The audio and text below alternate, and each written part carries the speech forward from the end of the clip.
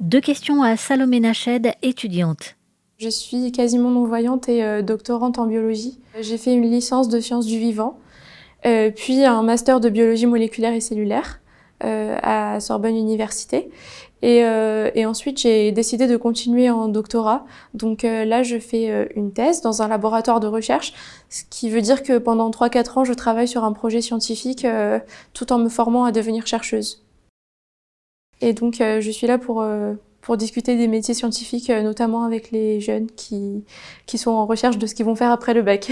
Est-il nécessaire de pousser les métiers scientifiques auprès des jeunes déficients visuels ? Alors, je pense que oui. En fait, ce qui est difficile avec les métiers scientifiques, c'est que souvent les études scientifiques sont très peu accessibles, et pourtant les métiers scientifiques derrière le sont, ou en tout cas peuvent l'être. Et donc, je pense que c'est important que les déficients visuels aient conscience qu'il y a des possibilités en sciences, même si oui, les études sont quand même très difficiles à l'heure actuelle. Pendant vos études, quels obstacles avez-vous dû franchir du fait de votre vision et quels conseils donneriez-vous à un jeune bachelier DV ? Alors moi, j'ai vraiment choisi une filière qui est vraiment la moins accessible parce que les sciences, c'est déjà dur. La biologie, ça l'est encore plus dans le sens où il y a beaucoup de schémas, de graphiques, de dessins, d'observations. Et puis, il y a des travaux pratiques avec des dissections, des observations au microscope. Donc, en fait, moi, tout au long de mes études, j'ai dû mettre en place des stratégies de compensation.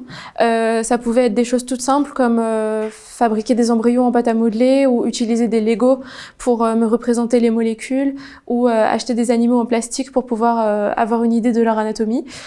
Et ça pouvait être aussi aller voir les enseignants. Je fonctionnais beaucoup par le toucher en fait, donc je demandais aux enseignants de me redessiner dans la paume de la main ce qui venait d'être dessiné au tableau ou d'utiliser mon doigt pour dessiner sur la table.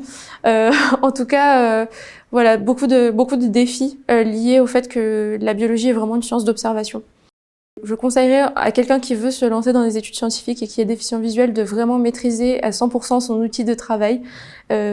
S'il utilise le braille, de bien savoir comment utiliser sa plage braille. Enfin voilà, je lui conseillerais de bien connaître son outil de travail. Et je lui conseillerais aussi alors ça c'est un conseil que je donnerais à déficient visuel ou pas, de travailler son anglais parce qu'en sciences c'est important. Et puis, je lui conseillerais de commencer à réfléchir à des petites stratégies qu'il pourrait mettre en place en collaboration avec son relais handicap santé pour rendre les cours accessibles.